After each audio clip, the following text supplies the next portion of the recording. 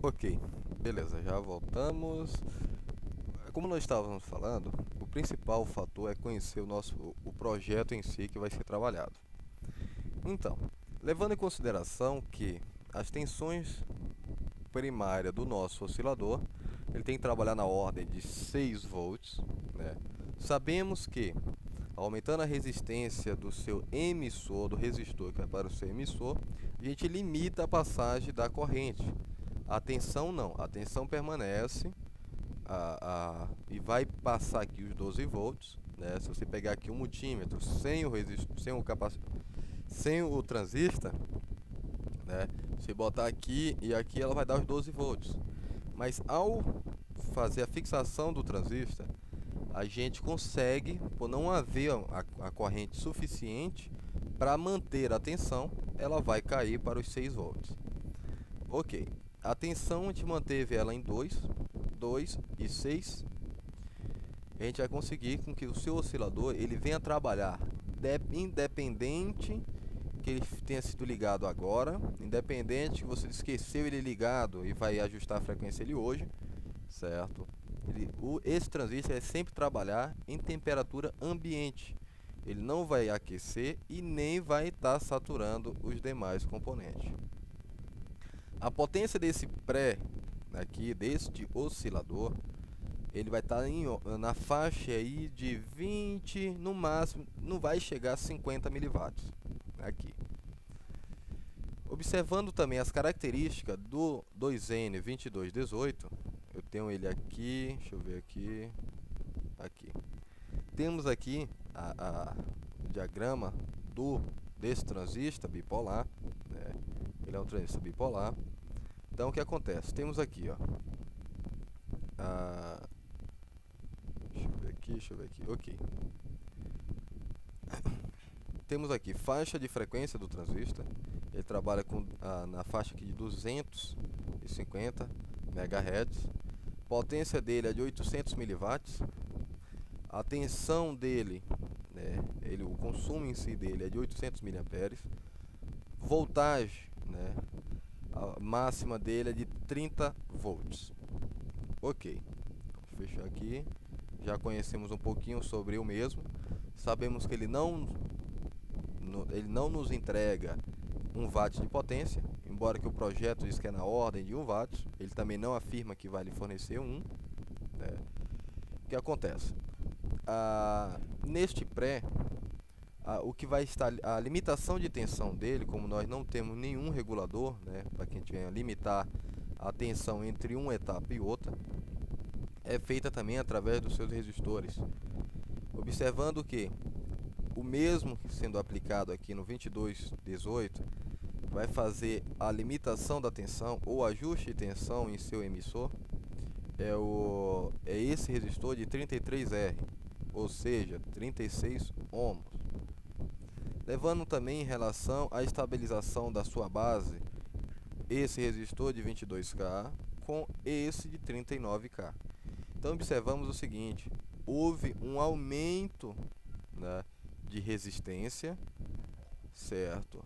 Da parte negativa para a base, obrigando o transistor, né, a trabalhar com uma tensão de pico, né, igual ao oscilador, tendo por um módulo de acoplamento este capacitor, né, que faz com que passe o sinal do seu oscilador ao seu pré, e aí obtendo aqui através desse capacitor de 68 PF uma potência na ordem de 300 a 400 miliwatts.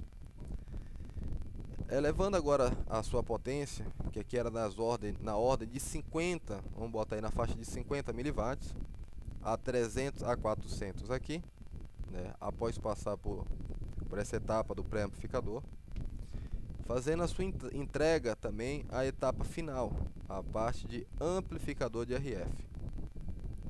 Tendo pelo seu módulo também de limitação de tensão, você observa que aqui está sendo entregado a tensão quase por completa aos seus 12 volts. Sendo que aqui nós temos na ordem de trabalho na faixa de 11 volts, certo? De 10 a 11 volts aqui. Mas, poxa, se a potência máxima desse transistor aqui, tensão de corrente dele é a voltagem dele máxima é de 30 e trabalha com a corrente máxima de 800 miliamperes, por que ele esquenta? Sim. Observe também que a limitação da sua base aqui, ele trabalha praticamente com quase zero de tensão. Ele trabalha com quase zero de tensão, fazendo com que esse transistor ele só venha conseguir emitir algum sinal se o seu pré estiver atuando através do módulo de acoplamento com este capacitor de 68 PF. Com o módulo de entrega de acoplamento com este capacitor é maior, né? Ele está fazendo com que passe praticamente toda essa potência de 400 mW.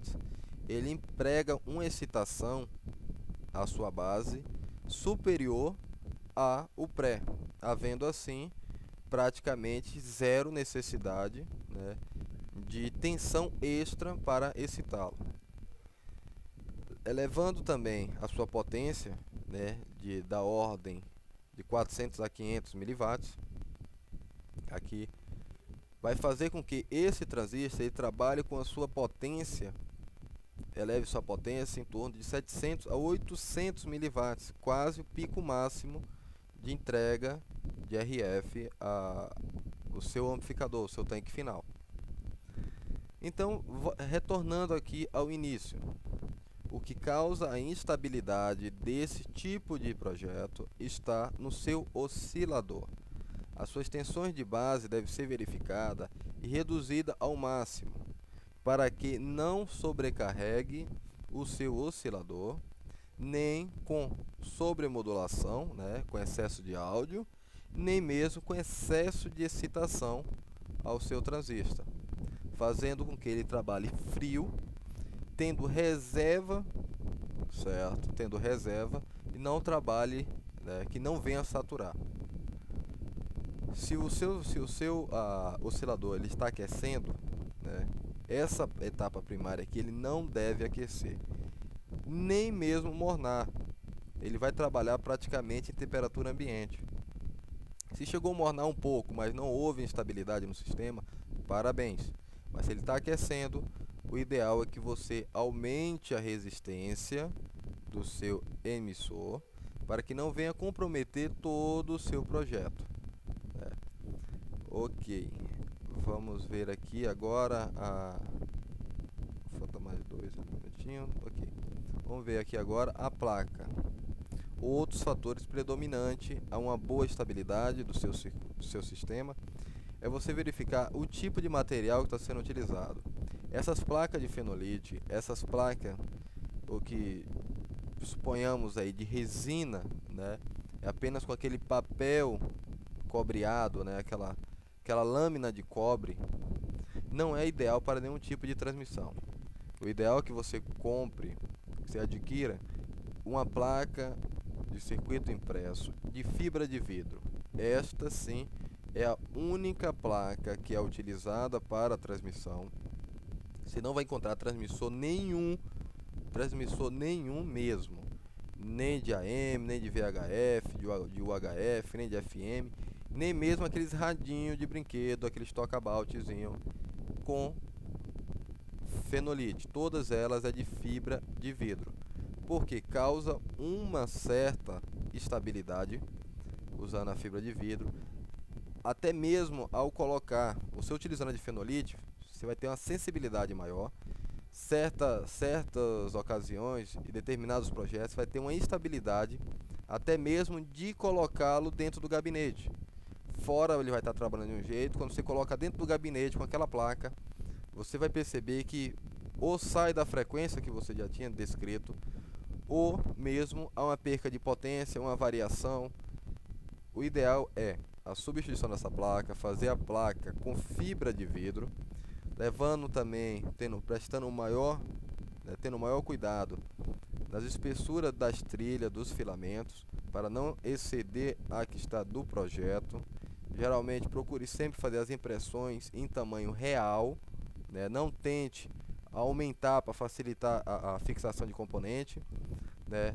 Até mesmo a redução das trilhas, às vezes, em torno de 80% compromete o circuito.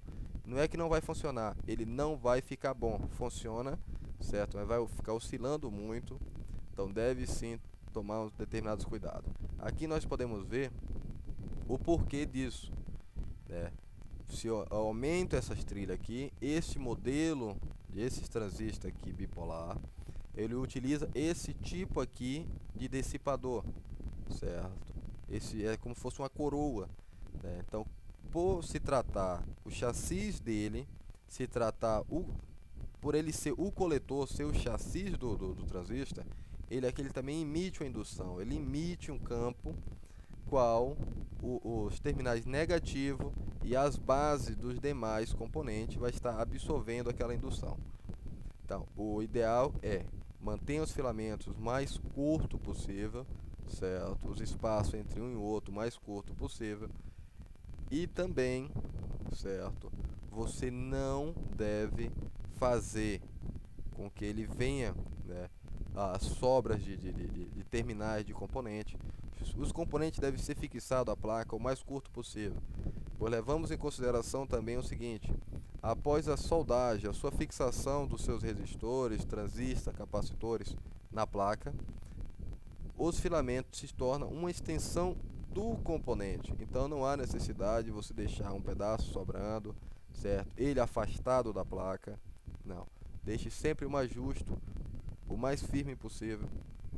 Desta maneira você vai conseguir um circuito bem estável, né? Você não vai ter problema com instabilidade de sinal, você não vai ter problema com a fuga de frequência, perca de alcance, potência, não. Então bacana, joia.